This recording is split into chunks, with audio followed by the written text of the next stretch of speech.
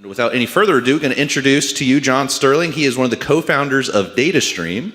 For those that you do not know about DataStream, that is the OG, triple double OG parent company to EAM. So John's got a wealth of knowledge. We're real excited for him to be here and just help us sell a little bit better as ourselves and for maintenance. So thank you, John. You're welcome. Thank you. Thank you.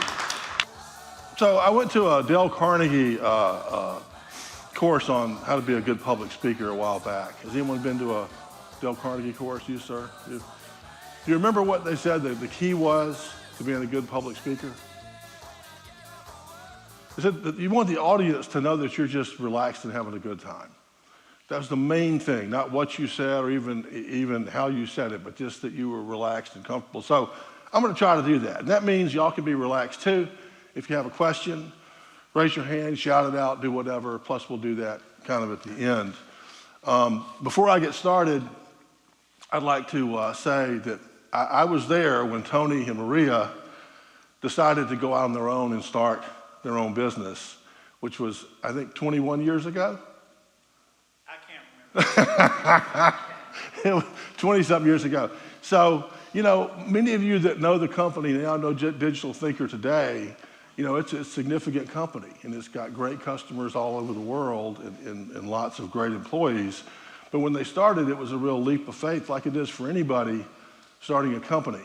And it's no coincidence that today, with this great turnout you have for the user group, that it's been about 20 years. And this is not really part of my presentation, but I've seen it over and over again in a career or in building a business, that's about how long it takes. So if Kevin Price comes to me and says, hey, John, I've got this great idea. I'm going to start this thing, and we're going to do something. And I'm like, well, that's fine, but you're really making a 20-year commitment because it's not going to pan out for 20 years unless you're, you know, even Apple really didn't pan out for 20 years. I mean, it took them a while to kind of become a $1 trillion company. So anyway, congratulations to Tony and Maria and your company. So how about a round of applause?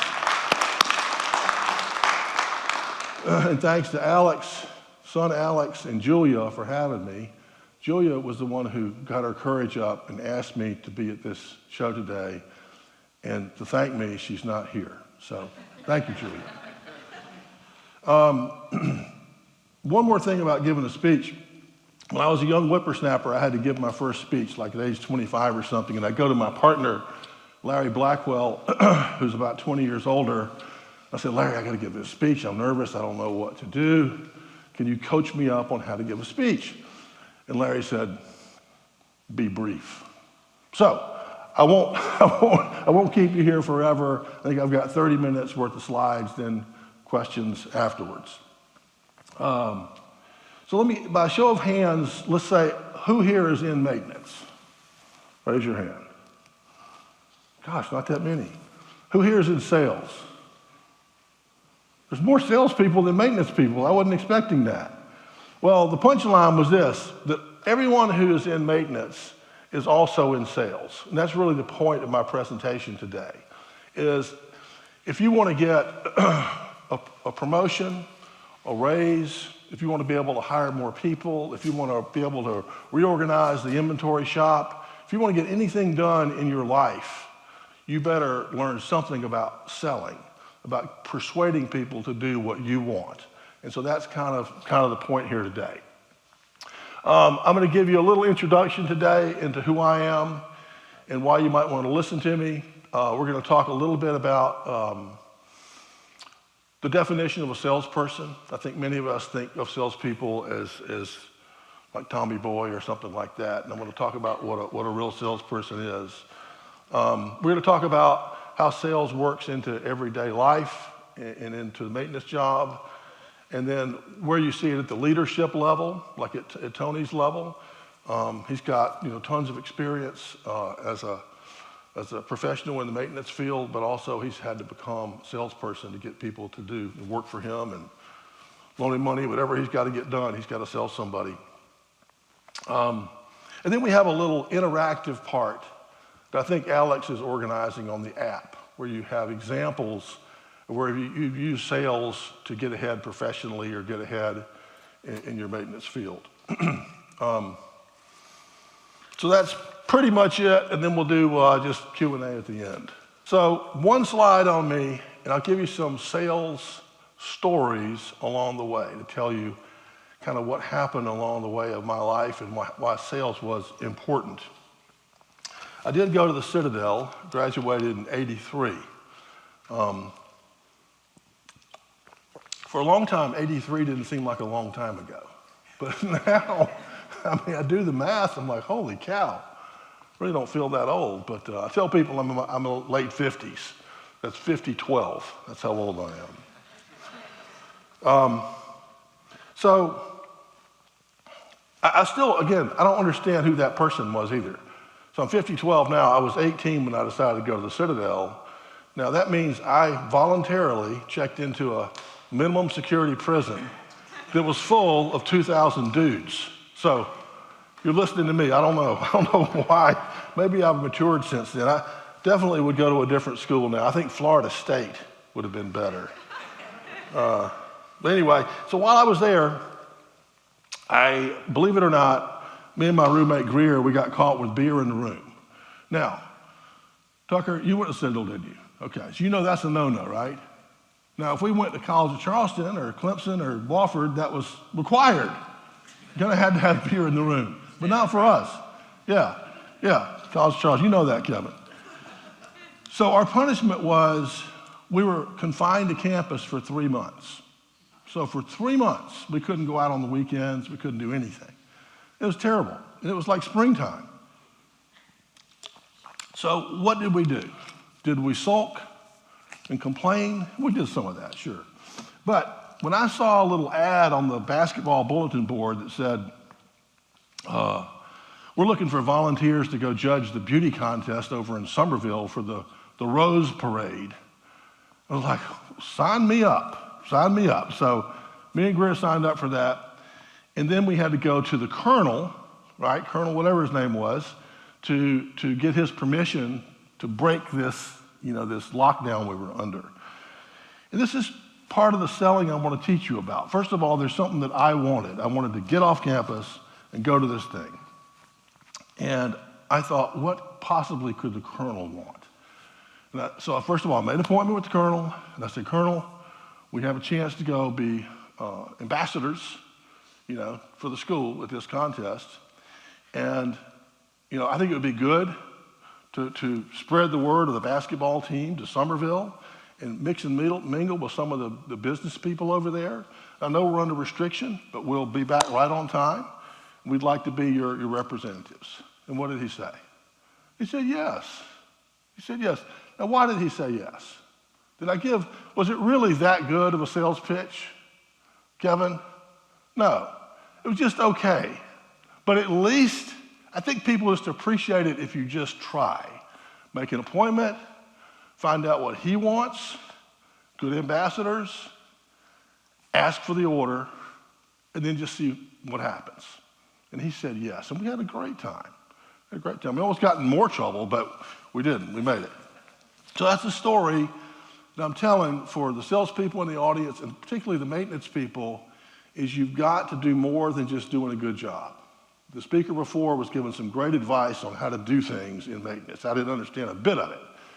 But if you want to get ahead and get promoted and get a raise and hire more people and all that stuff, you've got to sell it. You've got to learn how to sell it.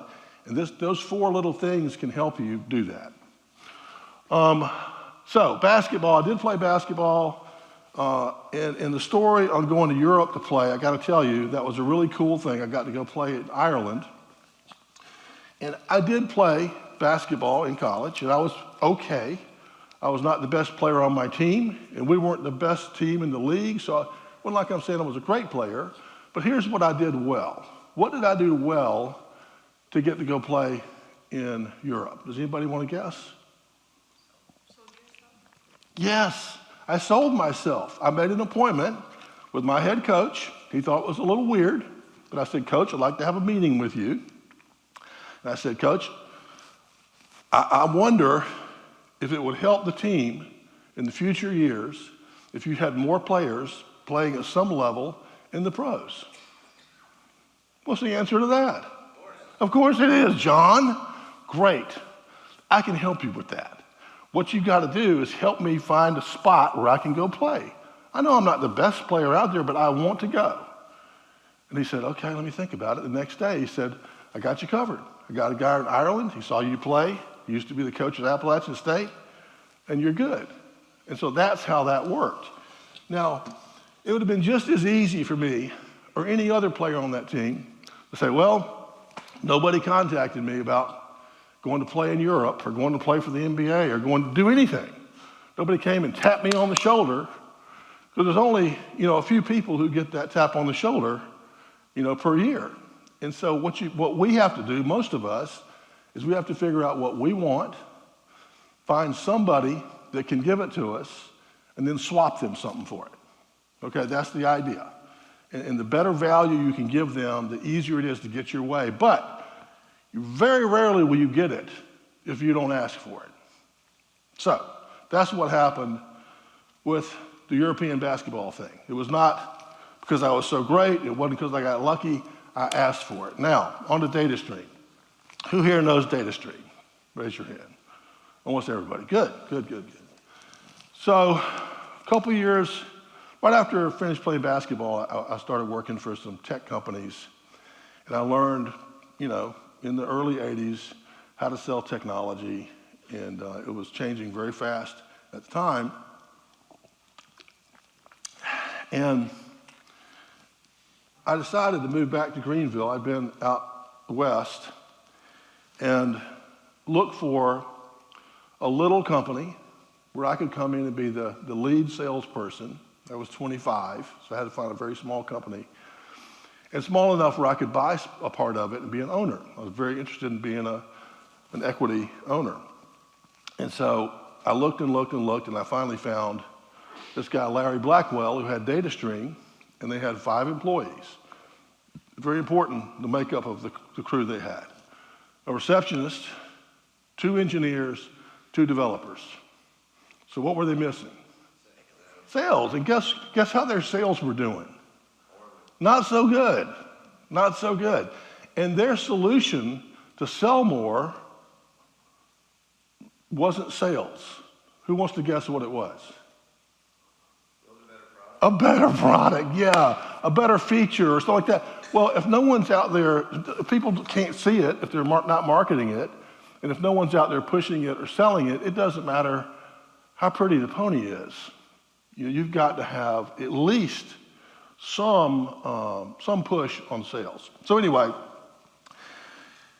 Larry and I thought this was a good idea. He knew I could sell. I knew it was a good product that needed sales. Larry says, I'd love to do it, John, but because we don't have any sales, we don't have the money to pay you. Of course not. How could you? And so what did I do? Anybody want to guess? Pardon me? Yeah, exactly. I said, I got to that eventually. Now, I might should have done that at the beginning, but I wasn't exactly sure at the time that it was even a good deal for me. 2 developers, 2 engineers, will it really work? I don't know. So what I said was, Larry, could you afford, I think it was $15 an hour for 3 months? And I'll come and I'll be your sales guy. You don't have a sales guy. I'm not replacing anyone. I'll be your sales guy. I'll call all the leads. And I'll try to sell stuff. And in 3 months, let's sit down and see what makes sense. And so within a month, it was clear that we were going to go forward. We were making sales. We had a process going. And so 3 months later, I believe it was 3 months, I bought part of the company and, went on salary and commission and the whole thing. So again, easily could not have happened. Easily could not have happened if it wasn't for doing some sales. So, more stories for you to remember. And again, it wasn't me tricking Larry into doing something. It wasn't me bullying Larry. It was me finding out what Larry needed, matching it up something that I wanted, and putting the 2 together in as easy a way as possible, a little 3-month test. Two more quick stories on selling. Like when Tony's trying to hire people, I'm sure it's not always easy, right? You might find someone you like, and then they say, well, I can't do it because my wife wants to move to Cincinnati or whatever. So there's always reasons. So two stories. I found a guy named Todd Lorbach who met all my criteria for a salesperson, okay? He went to Clemson. He majored in finance. He was president of his fraternity. He was a high school wrestling and football champion. Great personality, worked his way through college. I mean, just like 7 for 7. He was perfect. And so I'm like, Larry, God, I found another one. This guy's gonna be great. And he's like, no hiring. I said, until when? And he goes, 4 months. We'll see how we're doing in 4 months. I'm like, all right. So I go to Todd and I'm like, Todd, you've been working through college, right? And he goes, yeah. I said, you saved up some money, right? He goes, yeah. I said, well, I have an idea. This is what I would do if I was you. Now, this is true. This isn't just like fake selling. I said, Todd, we're going to give you an offer, but it doesn't start for 4 months, okay?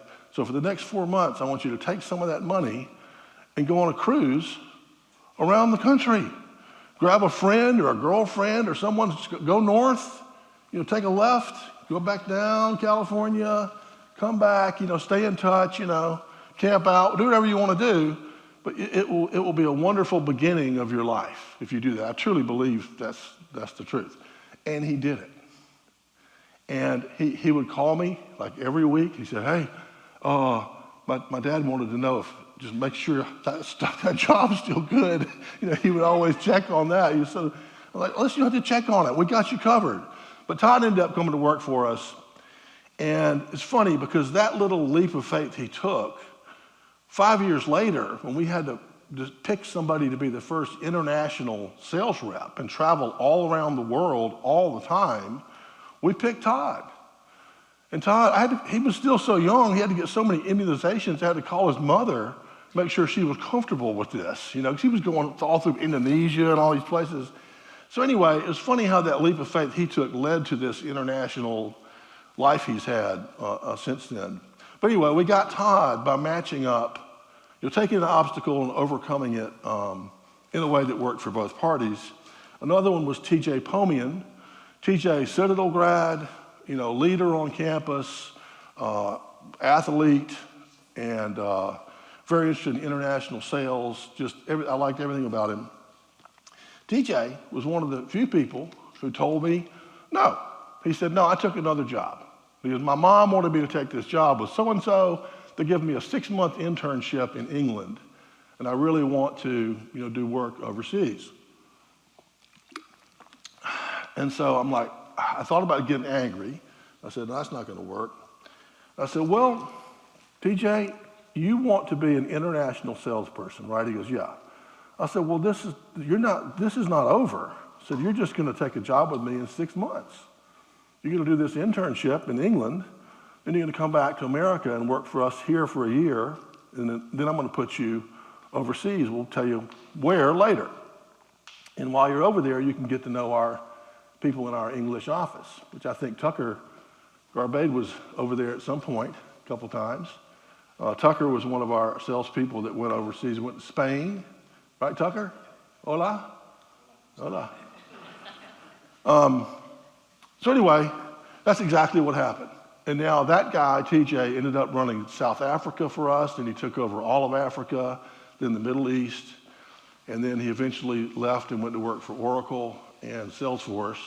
I think he's got his own business now.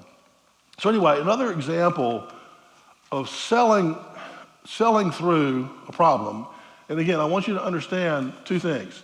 The selling is not tricking or bullying. The selling is finding out what they want and matching it up to something that you want and kind of swapping that off. It worked great for Todd, worked great for TJ. And then lastly, since we sold DataStream in 2006, and by the way, it seems to me the people that bought us did a good job. Is that right, Kevin? A little bit. Yeah, they've done a good job. The company's gotten better and better. I think it's, 3 times as big as it was? And someone said to me, John, don't you wish you'd have kept it? Because it's 3 times as big now. I'm like, I'm not sure it would be 3 times as big if I was still in charge. They did such a good job. But anyway, all's well that ends well. But what I do now, schoolfornoobs.com, is I train salespeople and I help companies build their sales teams. So it's kind of right up my alley. And I've got 2 students here. Alex up in the booth. Alex comes to class. And then Julia, who I mentioned earlier, is in class also. Okay. Let's keep going. So, does anybody recognize anybody in the picture?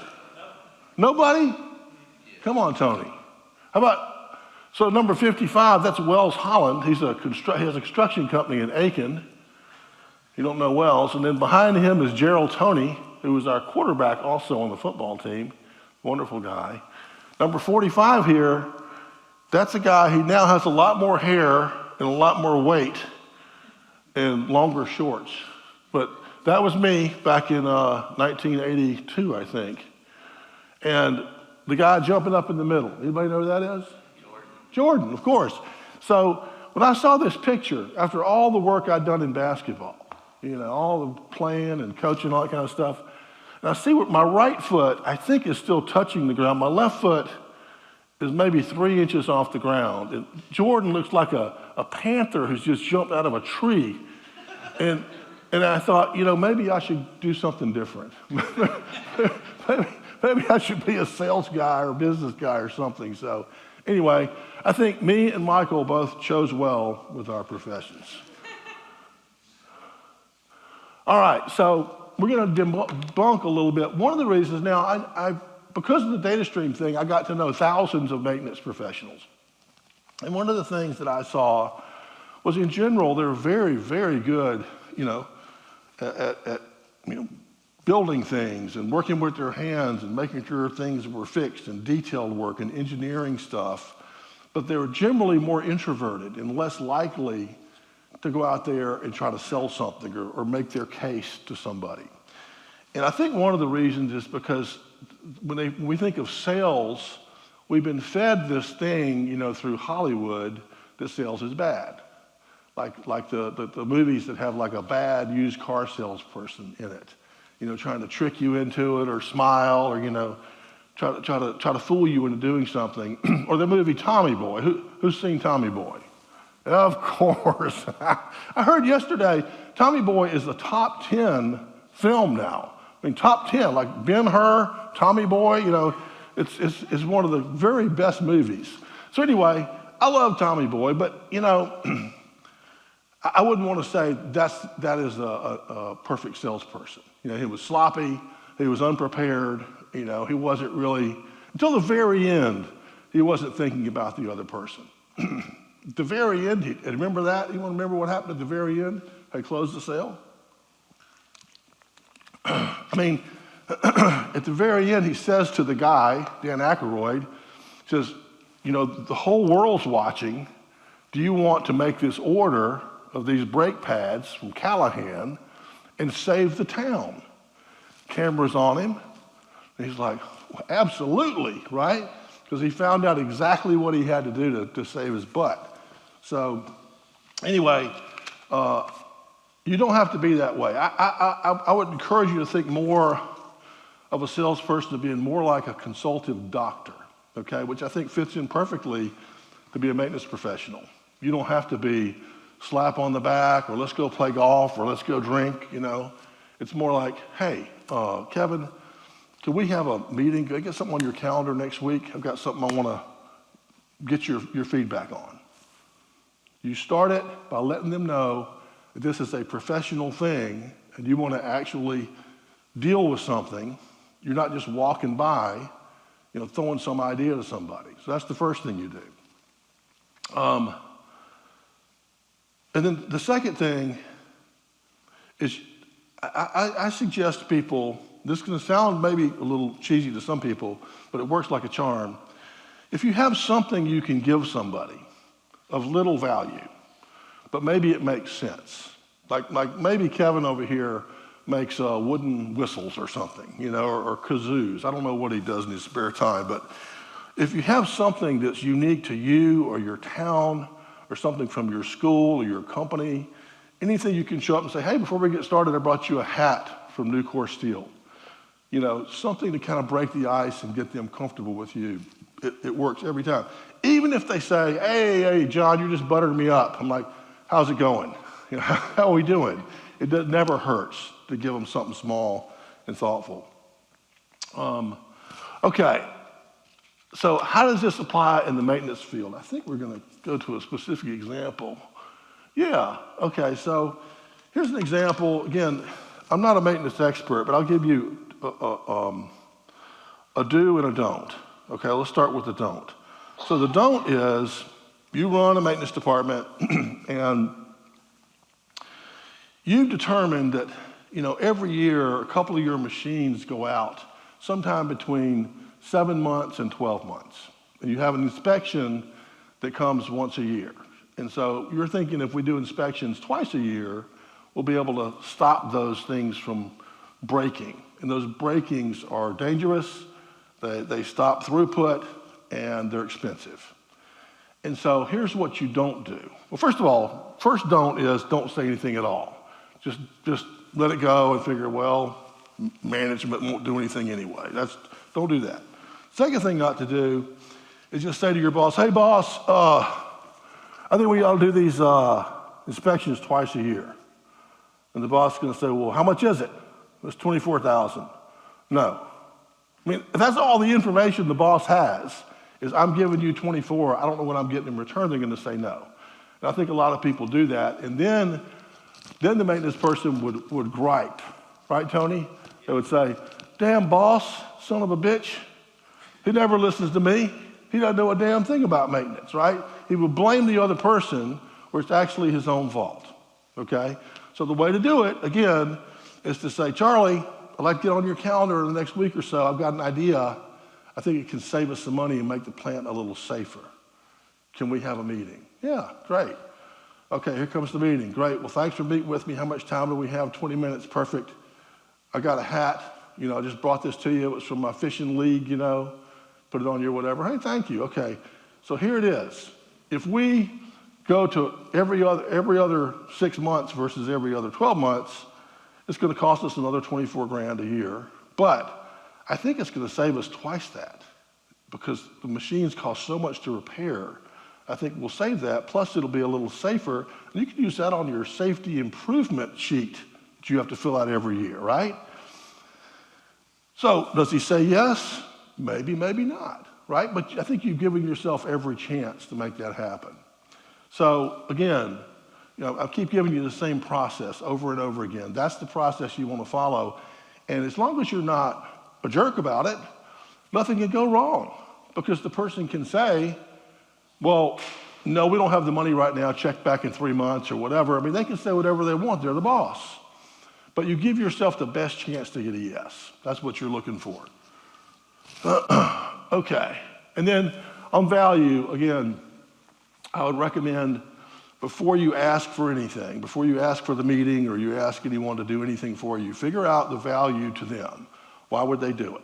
Don't talk about, I really need this. Like someone said to me the other day, yeah, I'm really having a hard time getting a job. I tell everyone I talk to how bad I need the job. I'm like, well, you're not going to get any job. They're going to smile. They're going to tell you they're sorry. And they'll try to help you all they can. But what you need to say is, Kevin, I know that you're trying to double your sales in 5 years. Based on my experience selling this asset management stuff, I think I could be a big part of helping you do that. Is that something we can talk about? Yeah, because I'm talking about you. That's what you want to talk about.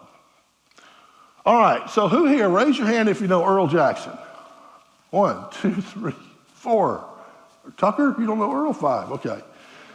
So Earl, to me, is an example of someone who is probably as good of a maintenance guy, salesperson as I've ever seen.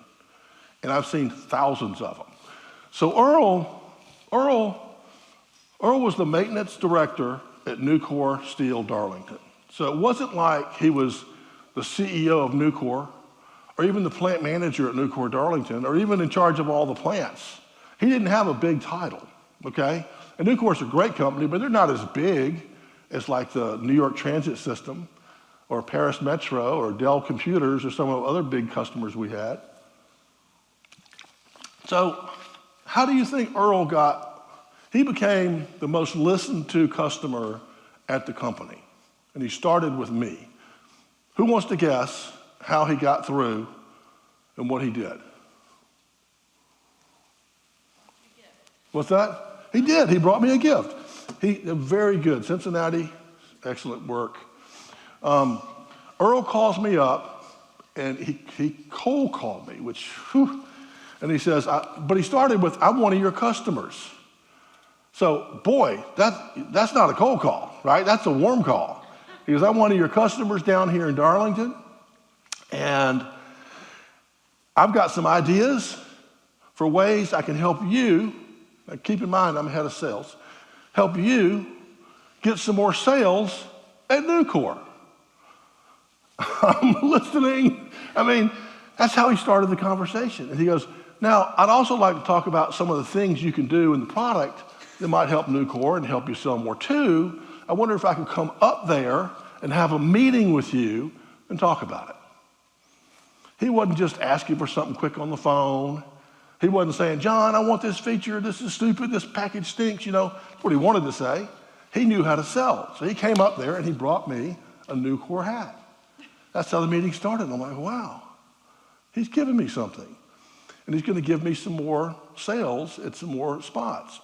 And he eventually networked to our CEO, to Kevin and Michael Callahan, the guys who ran the product, like the product features. He got to know people at overseas offices. I don't even know why. Nucor's they're not international, are they? Anyway, Earl knew everyone in the company. And, it's just an example for what someone can do, because easily, Earl could have said, hey, I'm just a maintenance guy here in Darlington. What am I going to do? That John doesn't want to talk to me. He wants to talk to the plant manager or the head of Nucor. No, Earl had something to offer, and he traded that in return for attention and an ear at the company. So, does that make sense to anybody? It's just amazing to me that he did that. And he's retired now, but has anyone here been to Earl's place? Yeah, me too. That was fun. All right, so back to the sales skills.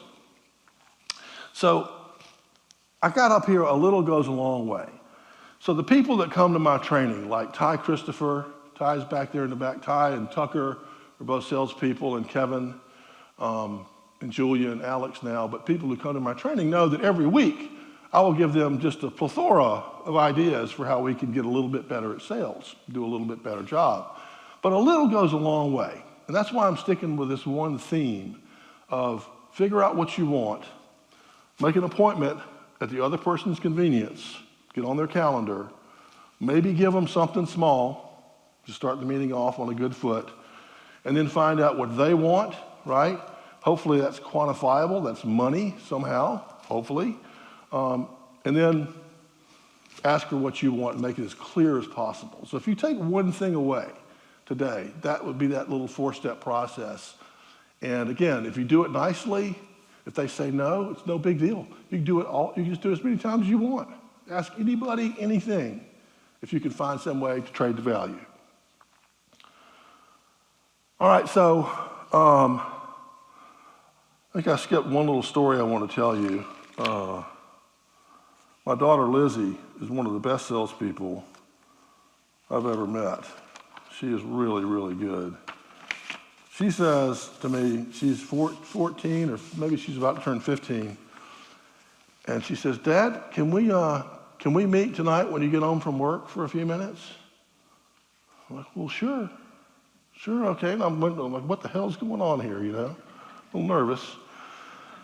So I sit down with her, and she slides over like a little drawing she had done at school. She goes, I made this for you. It's a picture of you and your saxophone or something. She was just crushing me at this point. I'm like, oh, God, thank you. That's so nice. Then she goes to number 3, which is, what do I get out of this? And she goes, you love me, don't you? Of course. And you care about my safety? Yes, of course. And I'm going to be driving very soon, right? Yes. And so you'd want me to get like the safest car, wouldn't you? I'm like, well, what would that be? She goes, a Mercedes. Mercedes is the safest car. And I said, well, I love you, but why don't we ratchet that back a little bit? So she started high on the negotiation, and we came down a little bit. I think she got some kind of Ford Explorer or something. But anyway, she did the process, and she had no training. She just knows exactly how to do it. Just wonderful. Lizzie's the best. So on the CEOs,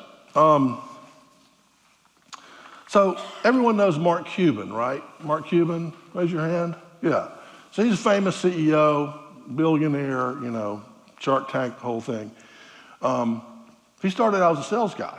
He sold, PCs and IT stuff, and he got so good at it so quick, he started his own company selling IT stuff, and then he started some kind of internet radio thing and shorted Yahoo stock, and next thing you know, yada, yada, yada, he's a billionaire. So he's a CEO who started in sales. But most of them, some of them do, but a lot of them don't. Okay, I'd say at least more than half of them don't start in sales. They start in engineering or maintenance or finance or something like that. But will we all agree that they all have to be good at sales to get that job and to keep that job, right? Because a CEO has to sell the board, he has to sell the employees, he has to sell the shareholders, the banks, the partners, the customers, constantly that this vision of this company moving this way is a good way to go. And if you don't, if you think you can just retreat back to your little office and just kind of move things around, you won't last very long. So my point is, even if you're talking to your CEO at your company, or if you are the CEO, recognize that sales is a very important part of that job. So it's different. I used to think when I was younger that CEOs were magically like born, like looking like a CEO with the gray suit on and the silver temples, but they don't. They're all different. So we're to the interactive part. Alex is over there. Do you have any questions, any interactive things? Yes. Trying not to fall down the stairs for a second time. We do have one question. The question is from Mark LaPlante over at Itis Digital.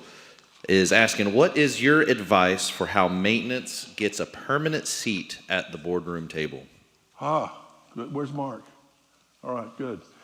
So who does maintenance normally report up to? The operations usually plant manager, and then plant manager up to director level. So what person at the board, who's on the board, would maintenance eventually report up to? Is that what you're saying? You want to be in the C-suite or the board of directors? The question is a little broader. How can you develop a message from maintenance and asset management that consistently resonates at the C-suite? Well, I would probably just follow the same process. And again, I'm not saying it'll work immediately, but I would ask for, a slot to present your case to the board. Like I would say, we'd like to present occasionally, once a year, what's going on with plant reliability, safety, and maintenance. They should know that. Just like they know the financial health of the business and the sales pipeline. Like, what's the status of the equipment and safety and all that kind of stuff. So I would ask that you get to present that as a start. And then maybe eventually it becomes, a C-suite level thing. Does that help? It helps because you think of the other functions within an organization. Environment has a seat at the table. HR has a seat at the table. There's quality is another one. All right. Is it time for maintenance and the broader role within asset management? turn their seat. Right. So there is someone at the table, but that's the person who runs all the plants, right? The head of the plants kind of person. And then he talks about maintenance as one of his things. Okay. Yeah, I would definitely ask that you get to present it. And, give a state of the state, kind of the health of the assets kind of thing once a year. And that would be a start. And they might say, hey, we like this, let's do it every year. Or we better do it every quarter.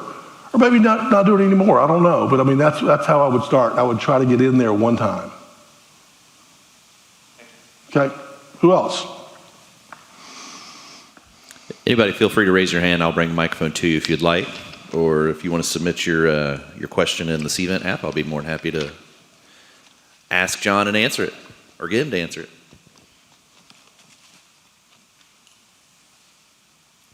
Going once. Well, thanks, everybody. Thank you. Appreciate it. Yeah, thank you, Tony. John.